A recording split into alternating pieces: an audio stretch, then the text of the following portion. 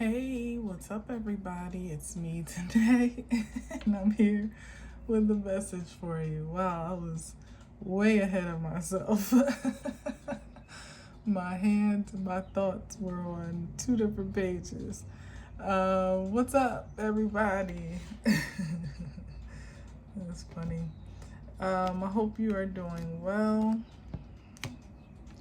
Today is Wednesday, April 23rd, 2025. I apologize. I did say 2024 yesterday, and I didn't even realize it. I didn't even catch myself. So, my humble apologies. I don't know what my obsession with last year this time is subconsciously, but it is indeed 2025, and it was 2025 yesterday as well. But anyway, I hope your week is off to I hope your week is on to a good start. We're already midweek. And for me, on the latter side of the day, so pretty much over the hump at this point. It's about to be we're headed towards the end of the week, and the weekend is vastly approaching. So time is just moving ever so steadily. Post the holiday last week, I feel like it's been more or less kind of on a slow burn, but I'm not mad at it at all. Couple things. I do have the fan on in my room because it's a bit warm today, and I didn't want to fry through this message. So please forgive me if the fan is distracting. Second thing, happy birthday, Taurus. I'm so sorry I didn't catch you at the very turn of the season, which I believe was yesterday, I came on yesterday, so I had the opportunity to say it. But happy birthday to all the Taurians out there. We appreciate your steadfast, unmovable energy, especially when it matters to be grounded and determined and focused, which you do so well. And we also appreciate your appreciation for the finer things in life. All of that, the finer things in life aspect obviously is a bit, it's like a bit stereotypical, but more or less it rings true for any Tauruses that I know, or Taurians, however you would say it, that I know. Even when there's a limited means, there still is the appreciation for luxury and for comforts and delicacies and things of that sort. And my sun, fun fact, my Sagittarius sun is in the second house, so I'm no stranger to those vibes. Take that as you will.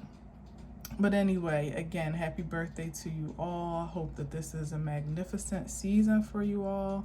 I think it's going to end up being a magnificent season for many of us, with that, that reverberation is the word that I'm hearing. I don't even know if that's a real word, of luxury in real life. Like however that translates and transfers to your truth. I think that we're going to see the realization of sensationalism, many of us, in our waking lives. So again, no stranger to a Taurus, but for some of us, it's not an everyday occurrence. So it'll be nice to experience. For those that aren't used to that, it'll be nice to experience an elevated expression of an elevated lifestyle, or an elevated comforts of life. Dare I say luxuries again, in ways that seem to be, in many cases, a bit of a privilege. Perhaps it's the turn of the tide for privilege to be more of a way of life. So there's that. Anyway, let's see what we got today. We got the Knight of Swords. Now, the Knight of Swords peeked out yesterday, and I put him back in. I guess he just, he insists to make his presence known today. He wanted to be clear that he, sorry, my eye is itching, that he is on the scene, honey. But let's see, what's the Knight of Swords speaking to today? There's some urgency to either gather information or to deliver information. Oh, I just heard a bell outside. I don't know where that came from. Yeah, with the bell, that there definitely emphasis on urgency here. Swift communication underway or meaning to be. I don't know, you know, if the Knight of Swords reaches its destination, especially if this is any connection to yesterday's message, which in all fairness, of course, we're going to wipe the slate clean. But there is at least a fast and furious movement and determination to maybe say something. I feel like an objection in this, though, with the Knight of Swords, like to make an objection, to interrupt something. That's what I'm feeling off of this energy. Like somebody wants to bring some information that would cause a disturbance, or that might change the trajectory of truth or something. I don't know. It feels weird to me, but let me see what's peeking out at me down here. Ooh, and I'm hot anyway. Yeah, see, here we go. This Knight of Swords wants to stop someone's progression,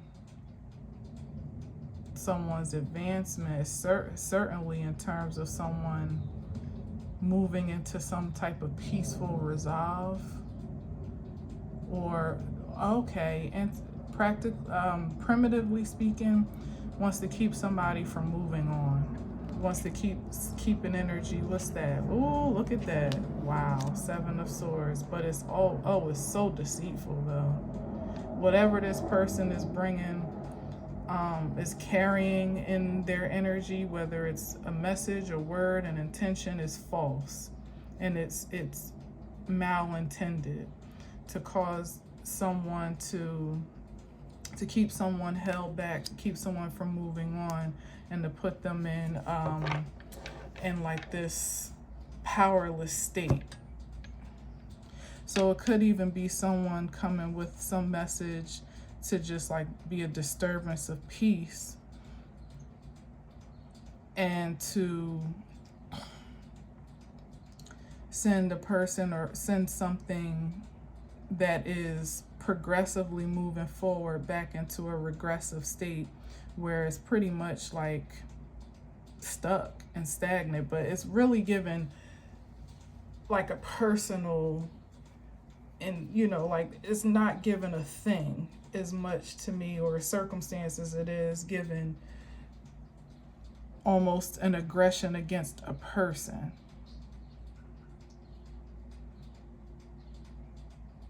And if there is a thing, then the thing is a person's state of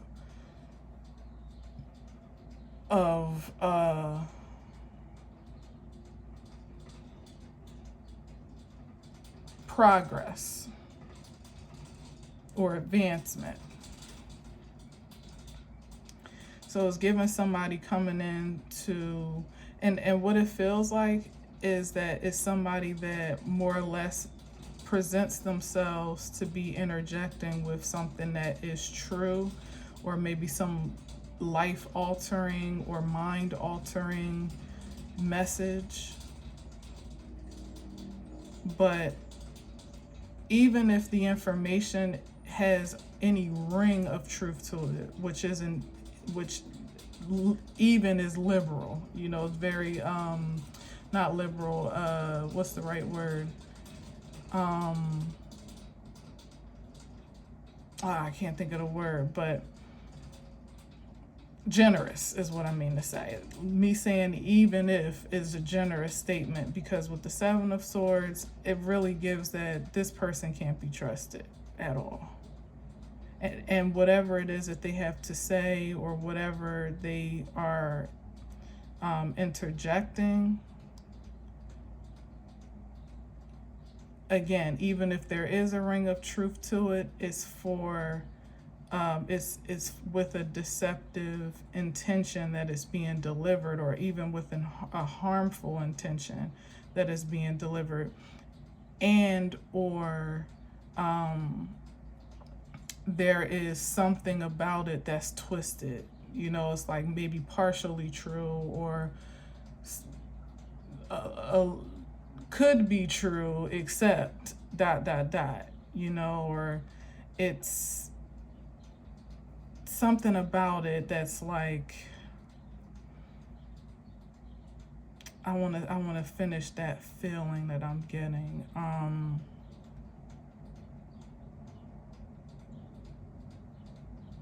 I don't know, it just feels like the surface of it is believable, but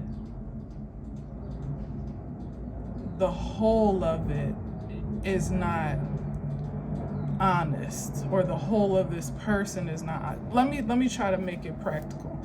It's like real plain, right?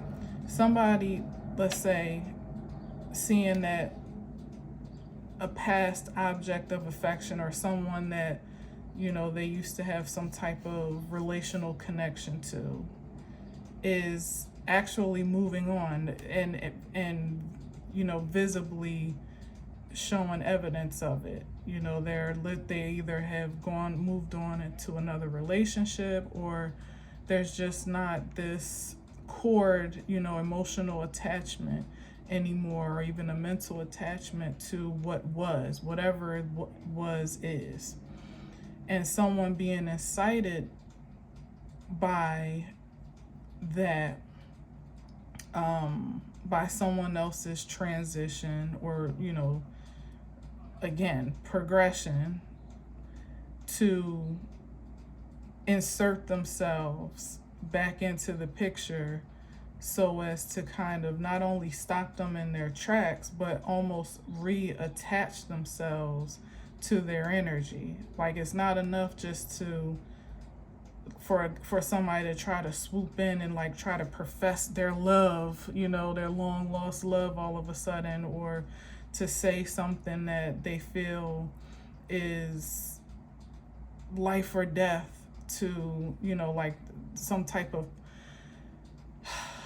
information that has to be shared at a particular, like an urgent message. Here it is, like an urgent message that has to be shared, or really somebody trying to urgently spill their guts on how they feel or where they stand.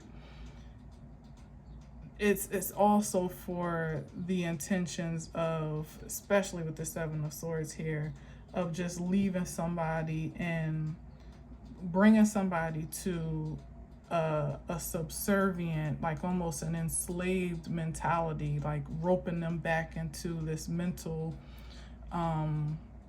entrapment, to cause someone to feel like they can't move on, or maybe they should second guess whether or not it would be a good decision to move on, even though they were pretty sure they're already on their way. It's so diabolical. It's literally like giving Dwayne and Whitley vibes at the altar. Now, back in the day, of course, that was like, we swooned over that storyline, but I've talked about this before. Like, when she was just about to marry Byron, here comes Dwayne swooping in while she's at the altar, because his feelings all of a sudden just can't wait another minute.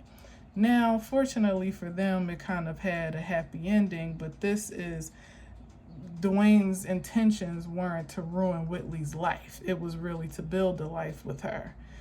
This is someone that doesn't really have that intention in mind. They just don't want to see somebody move on without them. They don't want the possibility of someone being happy outside of their presence or disconnected from them. And they will be willing to say or do anything impulsively to put a stop to that, and again to regress someone back into a state of feeling like hopelessly in love, like regressed back even into some type of obsession with them, or pining over what could be. This is somebody that could do all of that, ruin your wedding and sweep you off your feet from the altar, and then less than 6 months later dump you. like dump you. It leave you much worse off than what you were the first time things didn't work out, or the first time you went your separate ways. And that would be the intention. Like, not just, oh, I realized that this isn't what I wanted, or things just didn't work out after all. No, it's like, no, that they're coming in with the intention to ruin your life. That's the energy here. That's wild. It's a lot of that energy out here, though. And it's funny because I was watching a clip. Was that today or yesterday? I can't remember. But between yesterday and today, I think it was today though, that I was watching one of those compilations on YouTube of guys talking about, their regrets about the girl that got away, and the one that they kind of messed over or hurt real bad, and how for guys, like, they never really forget that, no matter how old they get, how much they mature. And for many, some expressed it being like the beginning of a downward spiral for them in their relationship experiences, and some can reflect on it being, a change agent, in a sense, where they learn their lesson enough to be able to reflectively consider that feeling and do better ultimately. With time, maybe not overnight, but with time, it became a lesson for them that they never really wanted to recreate or to experience again. And this is just given, someone that, just like I'm definitely getting narcissistic vibes, and that, which there were a couple of those on there, admittedly, that speak to that platform of being like a reformed narcissist, where there's almost a pleasure in pain, and the pain that they caused females in their lives for the point of control or feeling, or leveraging their low self-esteem, or salvaging what's left of esteem through the pain that they're able to inflict. And that's what this is given, like almost a sadist, in a sense, that as soon as they see somebody halfway getting over them or moving on or doing better without them, it's almost like an impulse somewhere within them that has to charge in some way, shape, or form, and interject, disrupt, disturb. And on a spiritual sense, it may not even be physical. Like, let's get into it. It's a lot of sword energy here. This could be a lot of projections, spiritual projections. This could be just sending energy toward, especially if you're still open to it, which it may have, it depends on where you are. Like, once upon a time, there may have been a vulnerability to mental projections and just like negative vibes, evil eye, what's the other word that I'm trying to hear? Like almost telepathy of a low frequency, where somebody's like sending you bad vibes through a consciousness cord that may still be attached. And I mean, it sounds fantastical, but some are strong enough to do that, and some are vulnerable enough to receive it, you know, especially if you are still in a state of hopelessness and thoughtfulness about a relationship or some type of relational dynamic that didn't work out, you know, or didn't pan out to be what you desired it to be. Sometimes there can be a vulnerability to that type of mind manipulation, you know. And then of course on the other side, the practical end is just could be somebody just talking shit like where they can't get to you physically, where they may no longer have a cord attachment to get to you mentally or psychologically or, you know, emotionally through the ethers, whatever, however you can perceive that. They can just start, you know, attacking your character, assassinating your character through channels that are that you share, you know, i.e. mutual friends or acquaintances or business partners, or it can happen a multitude of different ways for someone that is cunning enough and considers themselves to be clever enough to do some real damage. Yeah. But one thing about it that I can say is that with the Seven of Swords, they usually end up self-sabotaging one way or another, and that is a connection to this energy yesterday, as I said, where this Knight of Swords was actually moving toward didn't the Knight of Swords come back out? I think it did, actually, now that I'm thinking about it. Yeah, it did come back out yesterday, and it was headed in the direction of the Five of Swords, which is ultimately self-defeated, you know, where they try their hardest to clinch the win. This could be someone determined to elevate themselves above another person, whether it be by returning them to some regressive state, you know, reattaching some type of desperate cord of desperation for love and affection and connection, or the narrative that is circulated about an individual. This could be somebody like, say, an ex that goes around like bad mouthing you to anyone that will listen, because they have a certain assumed credibility based on their proximity to you at a time where most people in their right mind, in their regular mind, would say, well, why would he lie? You know, that's the part about presenting yourself honest, or at least being perceived to be. So at first you would be like, well, why would such and such lie about that? Or why would he be talking about her? Or why would she be talking about him in that way if they didn't know? Or if they didn't, you know, it just doesn't really make sense as to why whatever is being said or circulated might not be true.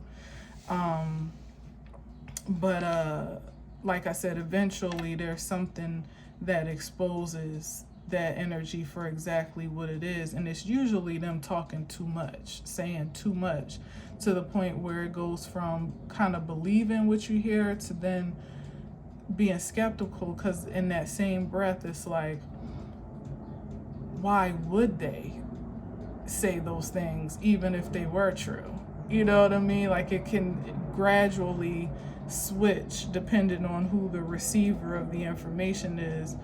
And once that switch takes place and there's a resonance of truth or a skepticism of the lie, it's hard to really turn that back. And that ultimately, again, kind of sabotages the efforts of someone to tear down someone's character with false narratives.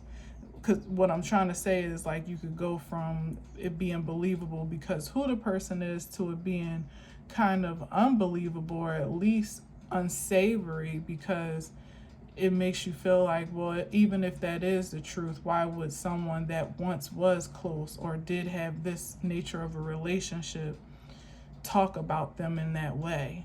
You know what I mean? It kind of just puts a bruise on the messenger and the character thereof, in a way that an energy that kind of has a one-track mind this way doesn't really anticipate, you know. So anyway,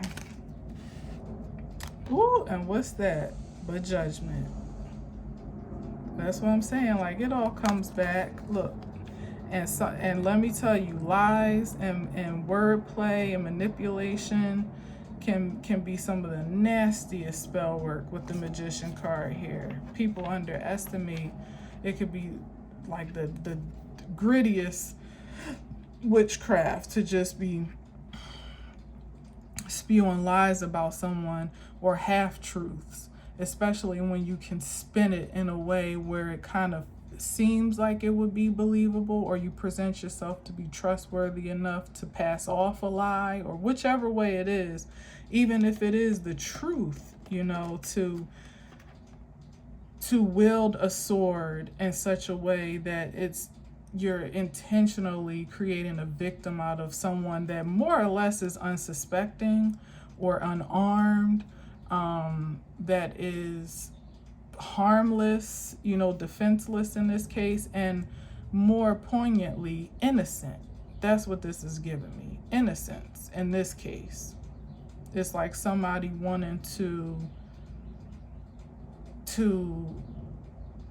deflect the whatever guilt, you know, that they feel that they've harbored for whatever reason onto someone else, and it be, you know, it more or less be deflected as this energy's character as opposed to the innocence, or, you know, again, just being completely you know, unarmed and harmless in a sense. Yeah, look at that. And the Moon card, yeah, again, secretly hating, planting all types of seeds that they hope will grow, and ultimately, like weeds, like planting weeds in a garden. Yeah, I'm getting off of this. That's crazy. All right. Let's see. I got this bee that I'm watching. He's steady trying to get in here. And I'm watching because I don't want him to get in. All right. Let's see what we got here. That's a wacky way to start. Oh, but justice prevails, as it always does when the truth is in question. Oh, okay.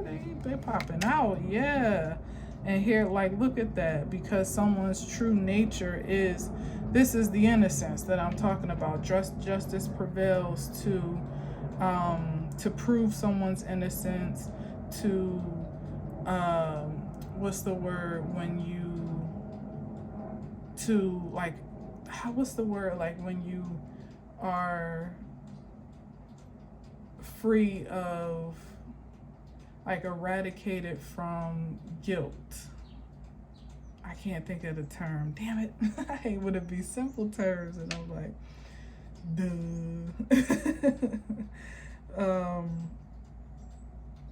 I can't think of it. I'm about to look it up in a minute though, because it's bothering me.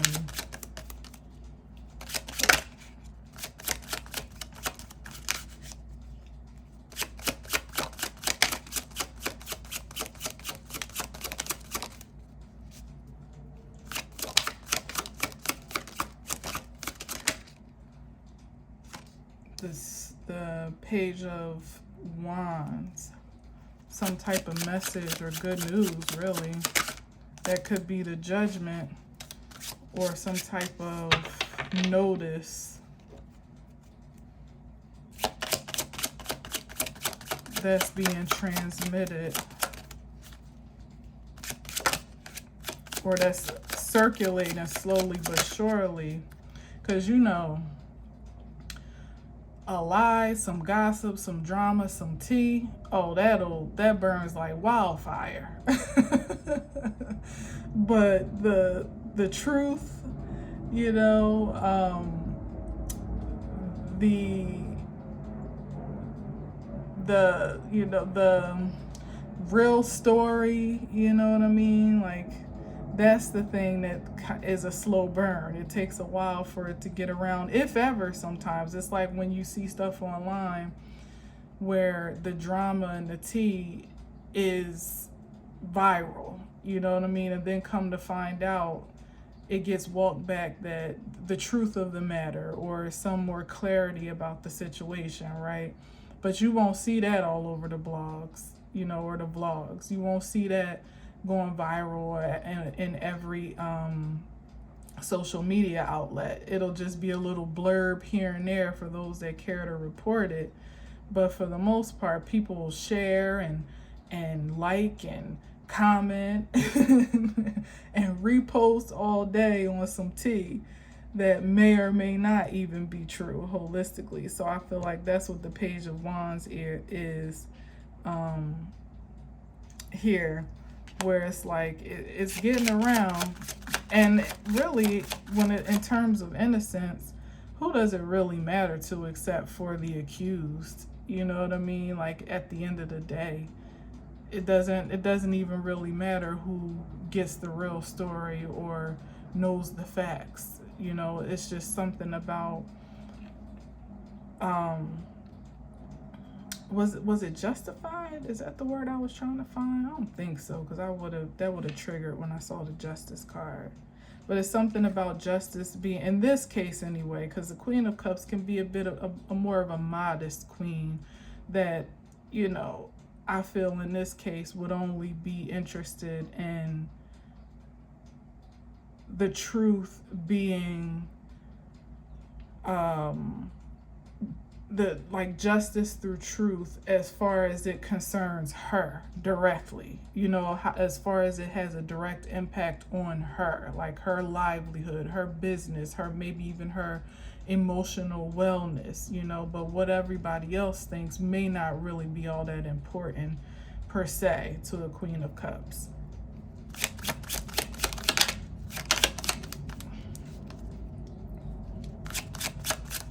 Exonerated, I think that's the word I was trying to find. Yeah, exonerated. Thank you, Spirit. All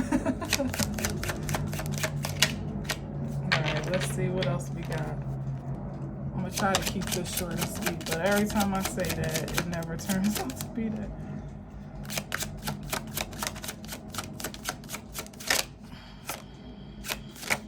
Ooh, what's that? Look at this. And I feel like it's that exoneration, that justice is double-edged, as the Justice holds the sword as well with the scales, because where there is innocence proven, for one, there is guilt established or determined for the other. That's what I'm getting here. So it exposes. And that's the Five of Swords that I was talking about, that came up yesterday with the Knight of Swords that I just referenced. So yeah, it's like somebody really pretty much destroying themselves with their own lies and their own ambitions for, you know, the competition and to come out on top and to win and whatever it is that they're looking to preserve or exalt about themselves is ultimately their pitfall. That's what it comes down to. And not just exalt singularly, but exalt on at the demise and at the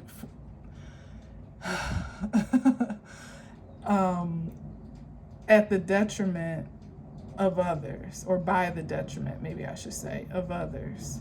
Because that's what the Five of Swords is. It's like not really caring what the casualty, what the cost is, as long as you come out on top with the win and as the victor and the one that looks good. And, you know, like somebody may be going to the ends of the earth to prove their innocence or to kind of do damage control on the mess that they ultimately created, running their damn mouth is what it feels like to me. More sword energy. So it's like somebody pretty much talking themselves into their guiltiness, thinking they're clever enough to try to clean it up, backpedal, and like, no, what I really meant was, or trying to like add fuel to the fire to further desecrate someone's character or someone's good name or their reputation, their innocence again, or just their sense of peace and security with themselves. Let's definitely not leave that out. Is the more that it ultimately kind of backfires onto them and becomes their own problem. And that's what somebody's having to face, like the backlash of the mess that they started.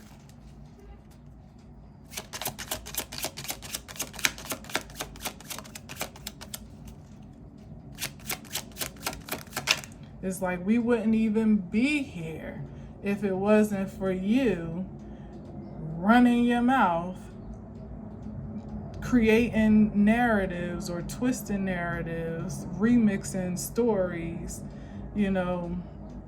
telling lies, spilling tea, spreading gossip, whatever this is. Like, it wouldn't even be a thing if it were not for this energy. And the motivation, as it is usually with the Five of Swords, is some type of envy, jealousy, back to that original energy in the first spread of somebody, ego for sure, of somebody feeling incited to riot is what I hear.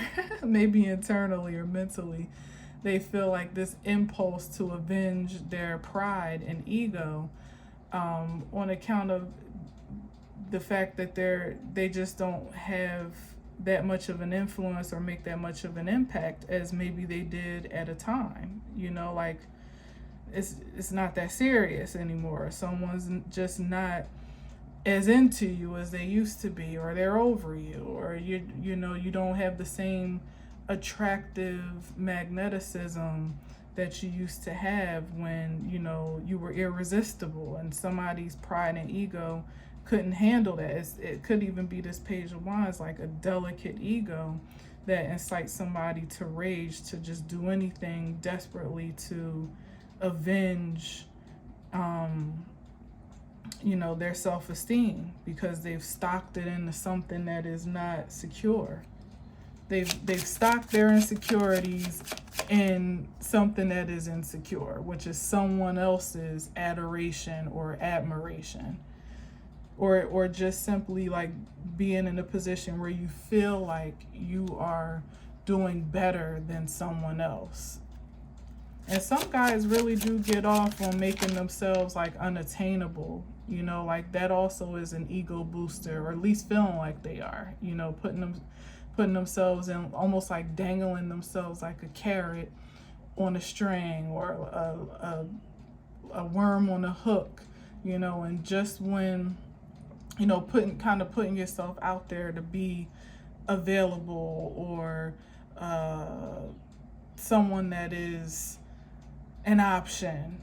But as soon as there is an interest, how can I say this? It's like they're not really they're trying to dangle themselves as bait for anyone to more or less get hooked on. It's definitely significant, the whole line, worm on the line type of thing, especially given the energy. It is wormy and snaky behavior.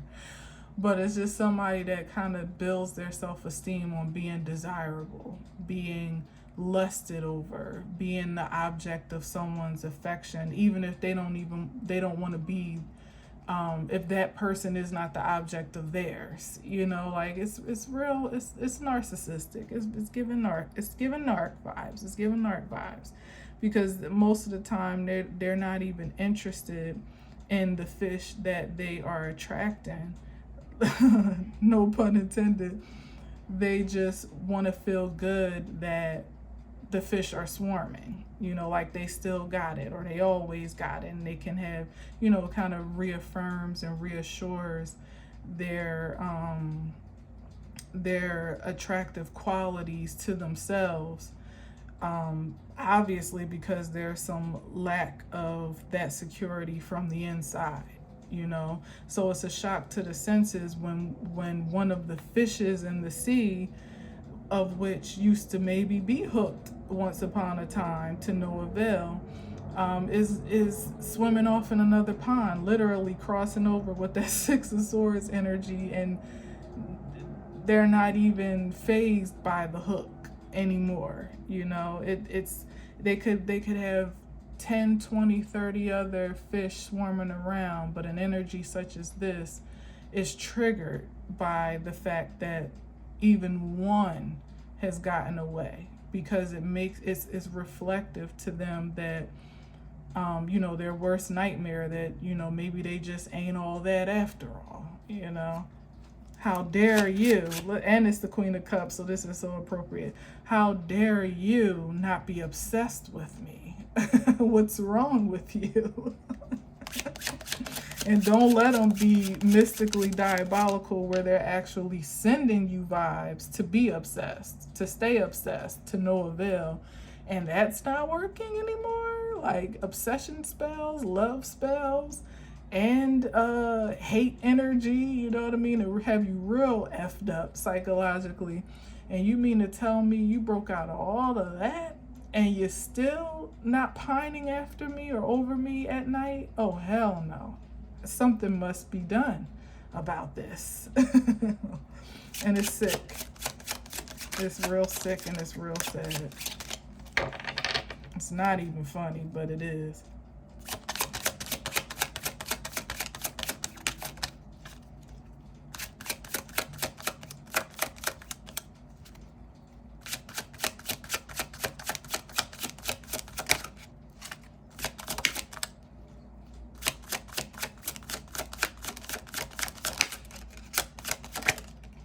I think that was the Seven of Pentacles. Again, still checking their harvest, like, it ain't working? Or, you know, like almost in disbelief, like, ain't no way they moving on. Ain't no way they not still in love with me, or still hoping that I return, or hoping that I still love them, or looking at me like the one, like I'm the one that got away. You know, it's like they're still trying to check their stock, you know, like, you know, check their fresh a little bit, like, is it me? Somebody like this couldn't bear to think it's really them. They wouldn't allow themselves to think that plainly. So instead, they go into overtime trying to prove that it's, yep, look at this, trying to prove that it's not them. This is somebody that is, that like I said, like they get off on heartbreak. It literally, like, this is wild. It arouses them. It fuels their force, you know, how like notches on their belt or on the bedpost, however they say it. And whether or not it's physical, because it doesn't have to be, it really doesn't. This is like mental, psychological.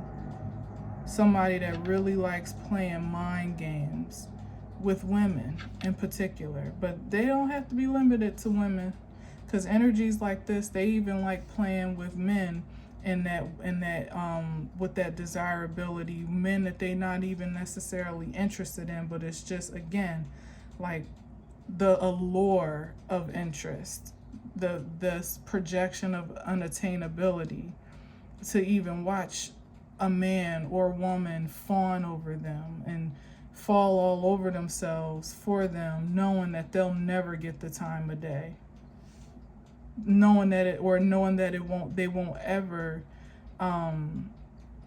treat it with any like sincerity or seriousness or devotion or dedication. Like that's never even in the cards. It's wow. It's just kind of like seeing what I can get out of the situation, even if it's a quick ego boost, and leaving them depleted.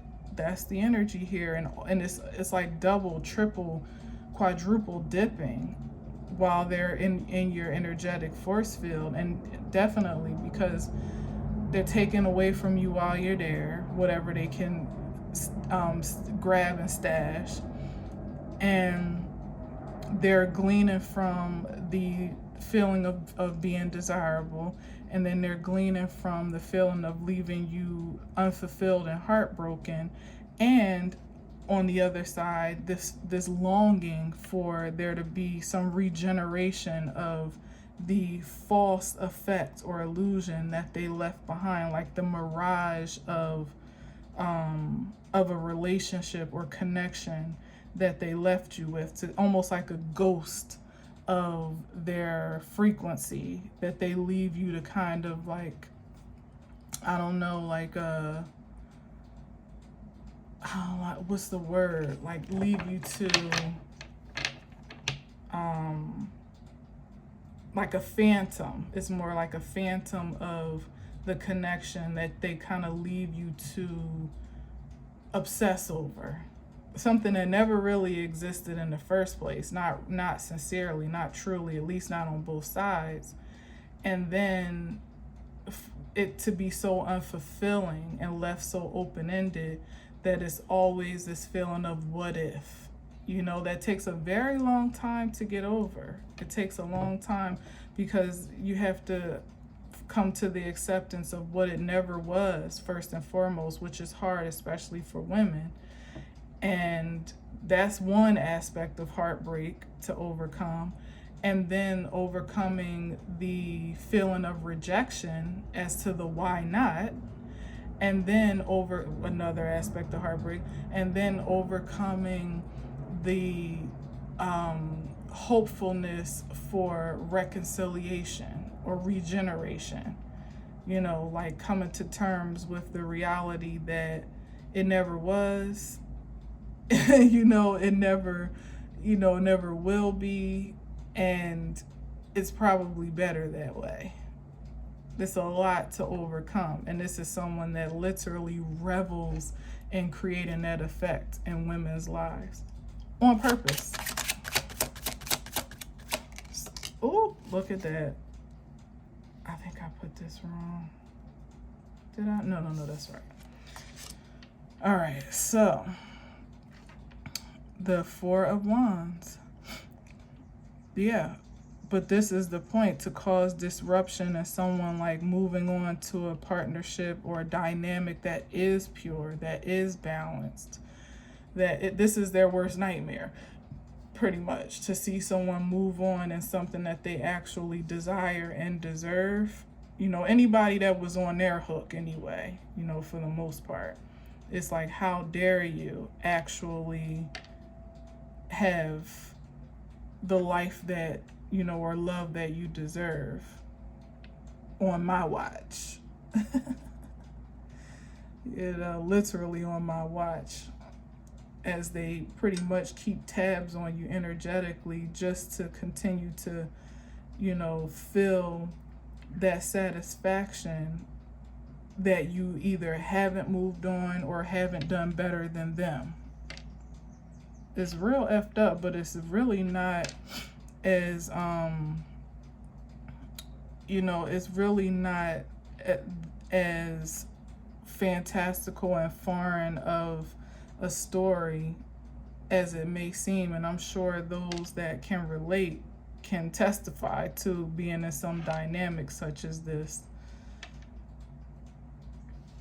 Unknowingly at first, of course, and then eventually, once you become aware, and that heartbreak really, it really like opens you up to truth in a way that you can't see otherwise.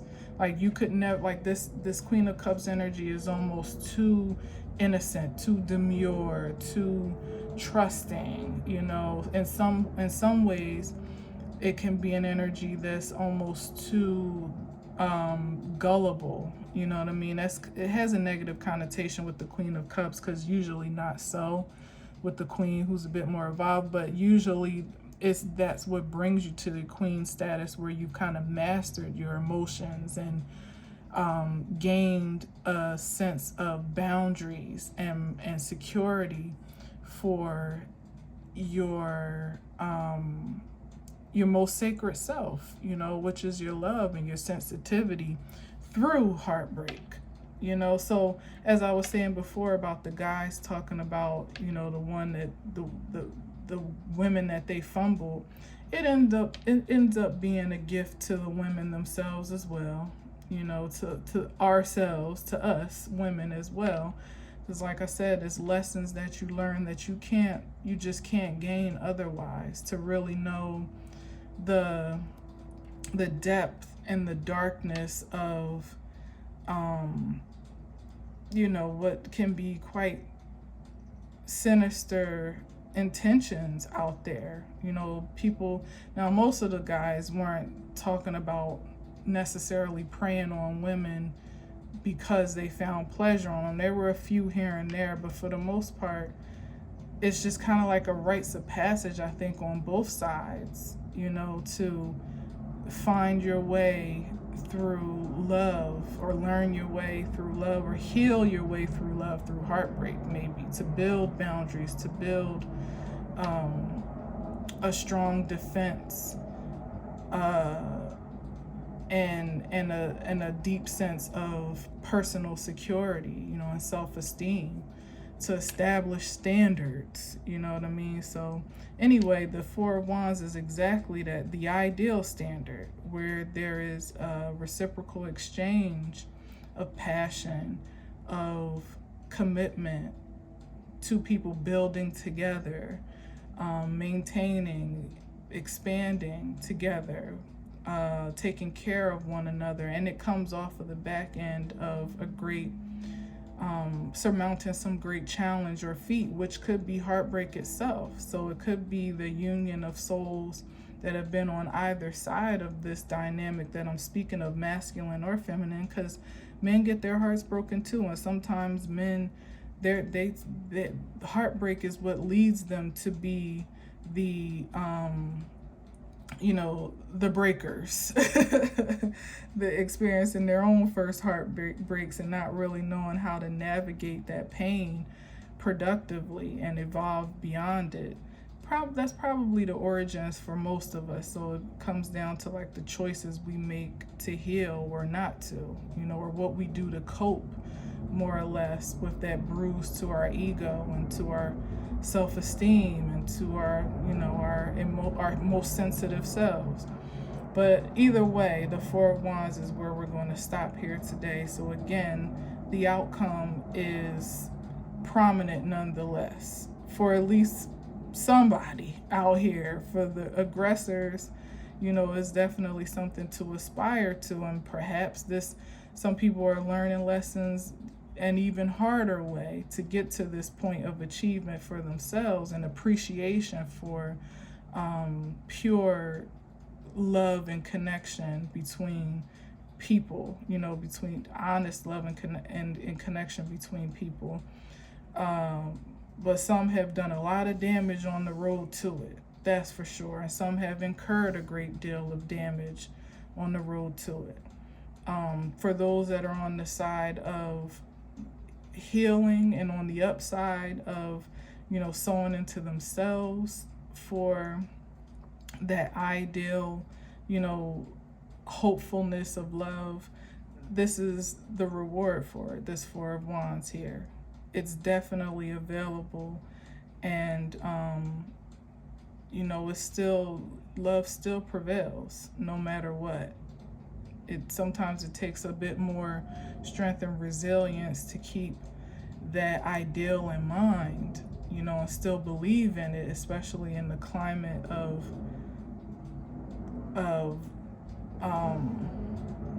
the world that we live in today, of culture that we live in today. But it's still very much so a reality worth aspiring to. And that also does inspire. Oh my gosh. And the Ace of Cups. Wow. Wow. Wow.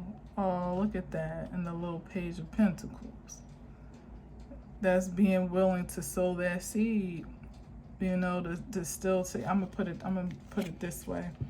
To take all that you have left to invest. And even when sometimes it feels like, you know, there's not much left, like you don't have much faith left in humanity or faith left in the ideal of love that you've always envisioned for yourself, that maybe perhaps you even fantasized about. You have very little faith in the divine dispensation of love as you are conditioned to believe for, but sometimes it's hard to actually see evidence for. It's still being hopeful nonetheless, you know, and like bright-eyed and bushy-tailed in that hopefulness, like not really allowing yourself, with all that you've been through, to be tainted to the point of total despair. You know, like this with the Page of Pentacles, it's like the energy of somebody that still feels there's something worth believing in, something worth investing in, hoping for, you know. And if that is going to be invested in the intention to create and to attract pure love, I feel like that's money well spent. That's energy well spent. There actually, it couldn't be invested any better in this world than in the ideal and belief and faith for such a commodity as unconditional love, or at least love in its purest form. Like you couldn't possibly go wrong with that.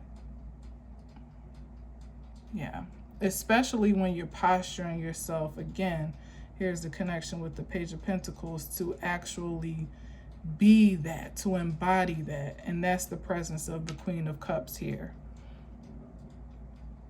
Even with all of the heartbreak, despite and in spite of the heartbreak that may have been incurred,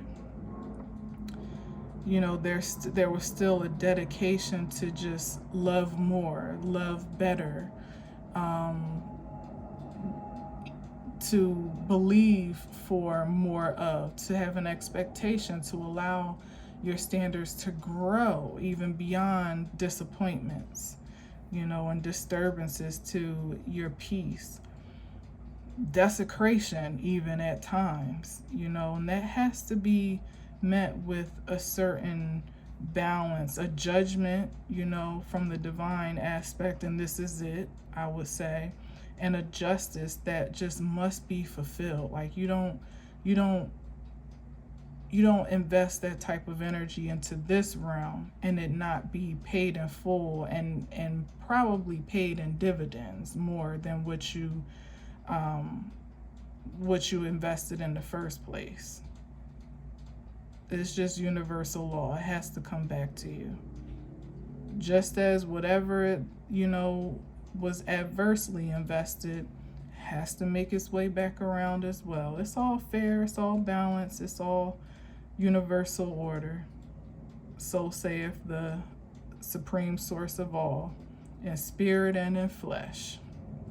Nobody is exempt from the law. All right, so anyway, I'm gonna leave that there. Just under 60 minutes, which is better than most, so progress. Anyway, thanks for listening. Thanks for watching. Until next time, as always, I'll leave you with peace.